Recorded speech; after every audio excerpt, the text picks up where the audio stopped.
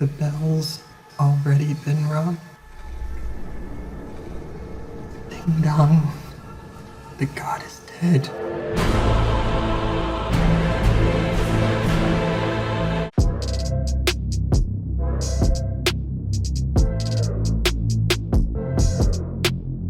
Hey guys, it's Sean O'Connell, the managing editor here at CinemaBlend, back with yet another deep dive into what we can expect from Zack Snyder's Justice League when it hits HBO Max. I am joined, as always, by the head of video, Hannah Solik. Hi Hannah, how are you? I am great. I'm excited to go get this lesson in what I'm calling Snyder School on Darkseid.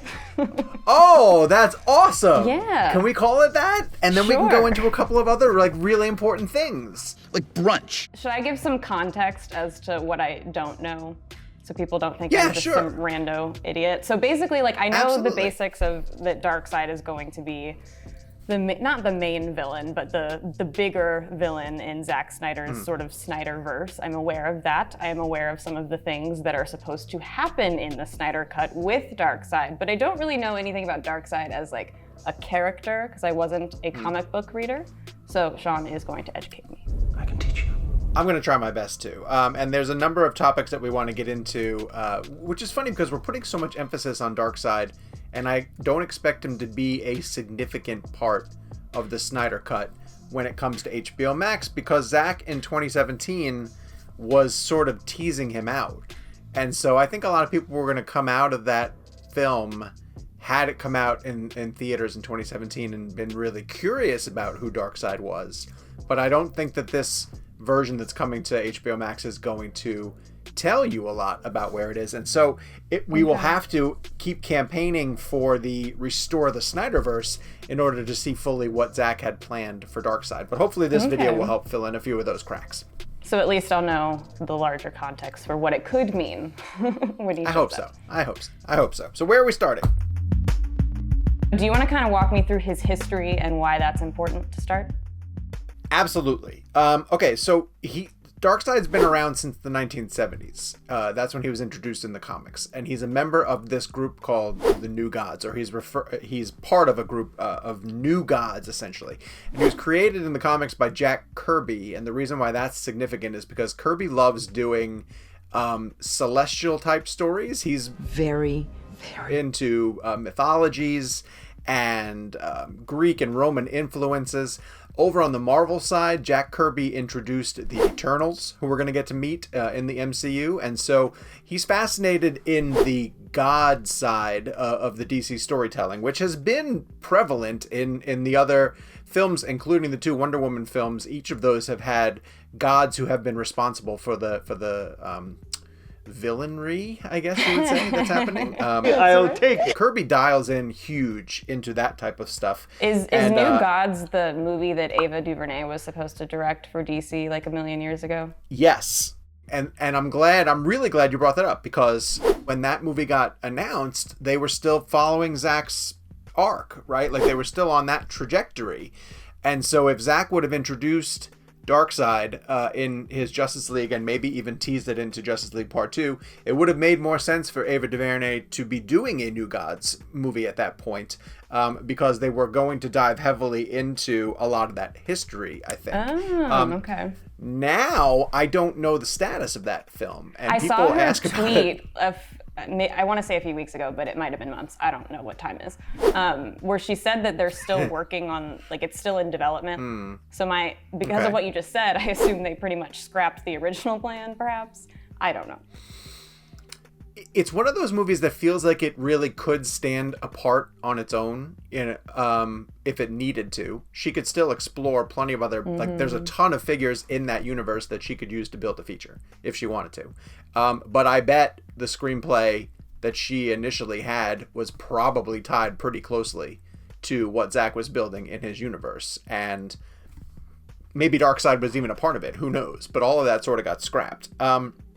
Okay. The reason why it's also a little bit exciting too with Darkseid is because it would introduce where he's from, which is this place called Apocalypse, and it would essentially be taking DC for the first time to a new level, to a whole new world, to a whole new corner of that universe that we haven't seen before, And I hate to keep making the parallels over to Marvel, but it's almost like DC trying to do what Marvel had done when they went to Asgard or introduced the Guardians of the Galaxy. It's like taking the Earth-based stories and just expanding it out to a whole new world to say, like, not only are do we have Gotham and Metropolis and these worlds that the DC heroes operate in, but there's a lot more going on. And Darkseid would almost be the bridge between two peoples.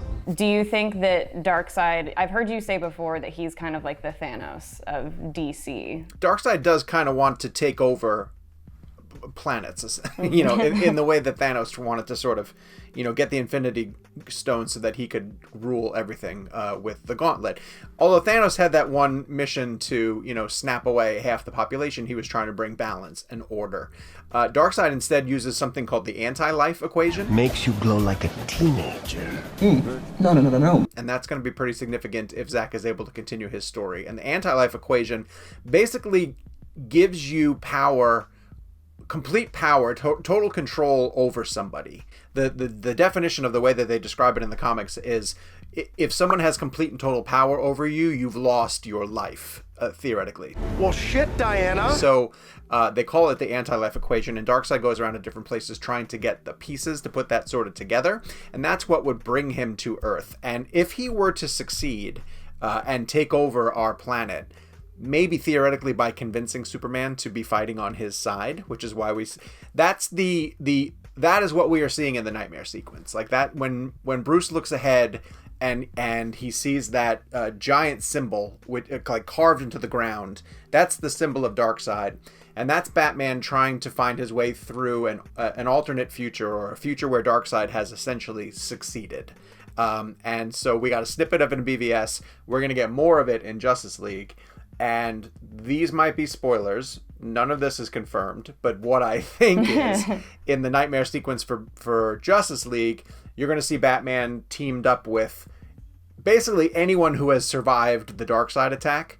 And that could include, I believe, Jared Leto's Joker, Amber Heard's Mira, and then Deathstroke, played by an actor who I shall not mention. Manganiello. Yeah, I just botch his name every single time. But that's what, these guys were part of the reshoots that were teased on social media, Jared Leto and old Joey M, because they were, I think, building out more scenes from the nightmare sequence. That did not exist previously, correct?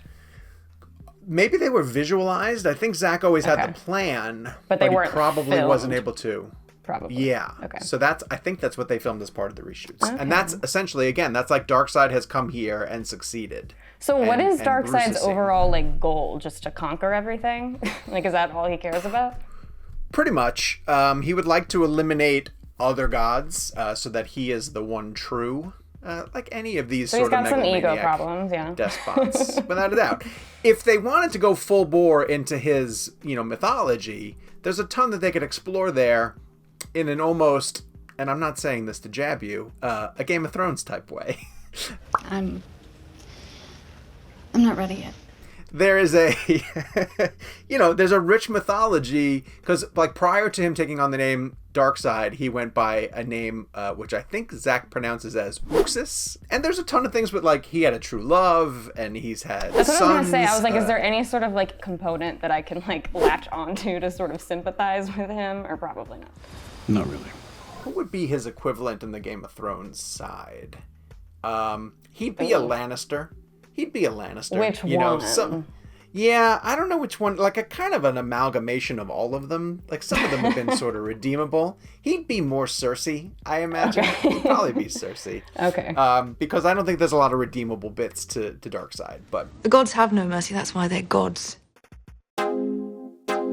Okay, so you also wanted to talk about the New 52 and its version of Darkseid? Yeah, primarily because I think that's a bit more of what Zack was pulling from when he brought Darkseid to the screen than the tried and true traditional. Now, Darkseid's been around, like I said, forever, and he's been in the comics, and he's been in on the animated television shows, and he's been in the animated features, and then in the New 52. So in 2011, DC kind of rebooted their entire timeline, and they reintroduced all of the heroes with, not new origins, origins, but they sort of refreshed them all and brought them up to speed for a new audience. And the Justice League got reintroduced with the core members that we now see in the on-screen version. Heavy emphasis on Cyborg and Flash and people like that. And Darkseid became one of their villains, their chief villains, right off the get-go. So, and that tied into more deeply the use of mother boxes, which are, we know, significant to Zack's interpretation of Darkseid in this universe.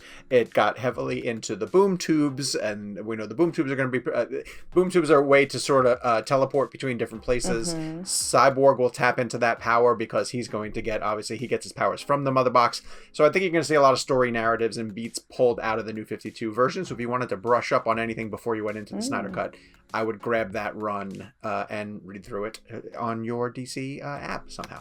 I don't want to hash up any Green Lantern discourse, but does the New 52 include Green Lantern? Like, oh, yeah. Yeah, he's a significant part of that. So the thought I just had, which I'll cut out if this is irrelevant, but you know how in the Hamada article, they said their plan was basically to have a TV series for every movie? Oh, yeah. So they have the Gotham PD series already in development, which is going to be from the Batman. What is this Green Lantern series from? Nobody knows yet. Yeah, no one knows what it connects to just yet. It is interesting because that got announced before Hamada made that clear. Yeah, so maybe it doesn't. It's like an outlier, but I'd be curious to know. Well, here's what I think is going on with the Lanterns, and I know this from nothing necessarily, but they are a section of the DC universe that has been criminally overlooked. Outside of the Ryan Reynolds movie, you know, they haven't been really addressed in anything. They haven't figured out how to properly translate it to the screen yet. And so I kind of thought that as like DC finally saying, like, we're going to buckle down and figure out how to give you guys Green Lantern. And it's going to be an HBO Max series, and it'll allow us to really, because they've had various scripts for Green Lantern projects over the years. There was one that was rumored to be like a Lethal Weapon type buddy cop comedy with Ryan Reynolds? Jon Stewart. I feel stung by that. You might be onto something in the fact that that TV show might connect to a feature project. Be interesting. That would make sense. Anyway, sorry to derail. I want to see it. No, I want to see it. I think you're right. Okay, so back to Darkseid. Is there anything else I should know about Darkseid before we kind of talk about, you had another section that you wanted to talk about, which is why not use him? Yeah, no, that's pretty much it. Like, it's, you know, he's from a place called Apocalypse. If they start to explore that, it would get a little bit away from the Earthbound storytelling, which, you know, I think DC needs to start going cosmic as it is. But they need the time to develop it, which gets us to our final point, which is why not use him in Justice League? Like, we're talking a ton about Darkseid. I don't think you're going to see much of him in this movie because DC used Steppenwolf, which is his uncle. And one of his minions, and Desaad also, who is a follower of Darkseid. So essentially, Darkseid has risen to power on Apocalypse, and he has minions. You know, he has like field generals essentially who he sends out. And Steppenwolf is one of these guys who he has sent out, and he's the teaser. He's like the appetizer getting to the main course that will be Darkseid or would have been Darkseid. And so the League has to get through Steppenwolf first and struggle to get through Steppenwolf, and then learn that like, oh, Steppenwolf isn't really the threat, it's Darkseid who sent him here. Holy shit, we got a much bigger problem on our hands. And you would get to see a tease of Darkseid.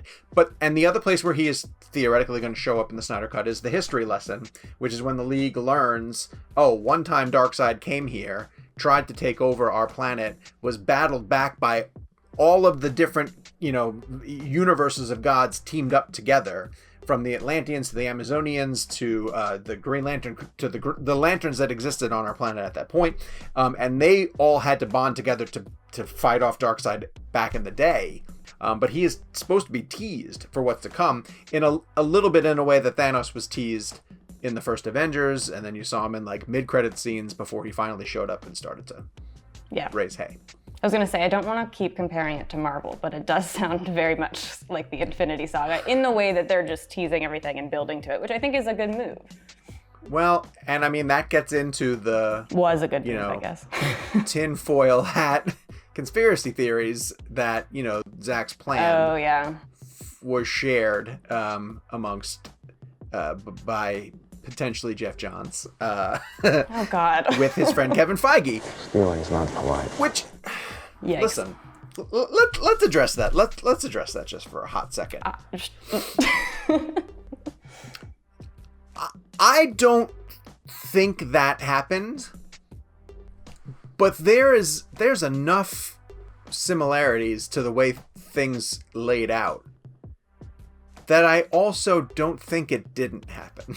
Does that make sense? Yeah, I could see what you're saying. Like, I feel like the general, like if you were just to like outline the story beats for each universe, or at least what DC had planned, they're very similar, and I could see how those things would, one, be pretty much common sense to somebody who's trying to do world building, and two, Yeah, I could sure. see how you would perhaps want to get notes or feedback. Everybody checks everybody else's work. If you're friends with some of these people and you think it's off the record, but maybe subconsciously someone's like, ooh, maybe I'll do that. I don't know. I'm gonna stop talking before I say something incriminating. You're too late.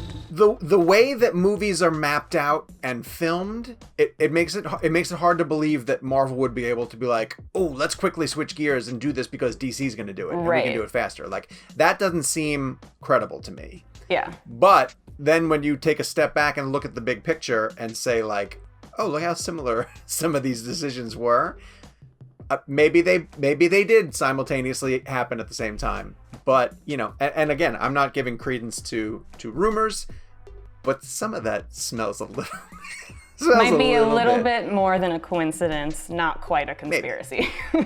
Maybe. That's another video for another time. Oh, God. Man made a world where standing together is impossible. Is there anything else? I want to see how he's portrayed in the second trailer. I want to get a sense of whether Zack is, because Zack opened the first trailer for DC Fandom with a Darkseid image, and that's calculated, you know, that's very serious. But yet, if the movie doesn't have nearly as much Darkseid as I thought it was going to, okay, so Zack had to go from a 4-hour cut, which we are now going to get, to a 2.5-hour cut, and I would assume that most of the stuff that he would get rid of would be deep mythology for Darkseid and Apocalypse and Steppenwolf and Desaad and showing a lot of that stuff, which now he's going to get to include back in. So while I was saying earlier that like there's probably not a lot of Darkseid in this, maybe there's a lot more than we anticipate, and maybe that's why Zack led the fandom trailer off with an image of him. Okay, so Yes. I have one last question about Darkseid. Zack has shared stuff on Vero of Darkseid appearing in the boom tube at the end after Wonder Woman Yes. has chopped off Steppenwolf's head. And Yep. we know that that's going to happen. And I assume that if Zack got to bring his original vision to theaters in 2017, that would have kind of been Darkseid's big moment, but that's already been spoiled. And then in the trailer, we have Darkseid in the history lesson. So that's been spoiled as well, which I don't think is necessarily bad. Like, I don't fault Zack Snyder for sharing those things, because that's part of the reason why the Snyder Cut is even coming to HBO Max in the first place, is he got fans excited. But does that bother you? Is it a risk? Yes, but it's necessary. This has been such a unique experience because the fans traced every element of every step of the way. And so, of course, they overanalyzed everything. And because I wrote a book about their fight, I know all those details. However, I think there's a significant amount of people who are going to tune into this because it's a Justice League movie who have no clue that Darkseid is coming, or they don't know the ending. There are people who reference pop culture projects that we are immersed in, and we think that everyone knows every single detail. And they don't, they're still very casual fan. They're still very surface level. And so personally, am I bummed that I kind of know how the Snyder Cut's going to end? Yeah, I do. I'm actually more excited for the scenes that will come after the final confrontation with Steppenwolf, because I'm very curious how Zack in 2017 was going to be laying out the threads for what he wanted to continue to do. And I still think that those threads are going to be there. So it's going to be like, what happens with Henry Cavill?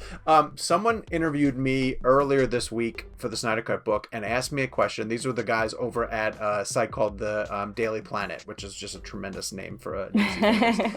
And they said, hey, how do you think that Zack is planning on dealing with the return of Clark Kent in the universe? Because BVS has a newspaper article that says, Clark Kent was killed in battle, or in the battle of Metropolis, and they had a funeral for him, like a Kansas funeral for him. And I never once stopped to think about that. And so I hope that the Snyder Cut addresses it in some way, shape, or form. So these are the scenes that I want to see. And what are spoilers for a 2017 movie? My father sat me down right here. Told me. Nobody cares what your father once told you. Well, the good news is that we don't have to wait that long to find out how important Darkseid is going to be. Exactly. Because from everything that we've been told, it's coming in March. But until then, make sure you keep it here every single week, because we're going to be doing these Snyder Cut videos. We appreciate you guys chiming in the comments down below. Hit like and subscribe. Keep it locked here on everything CinemaBlend for all your entertainment needs, but specifically for your release of Snyder Cut and Zack Snyder's Justice League needs.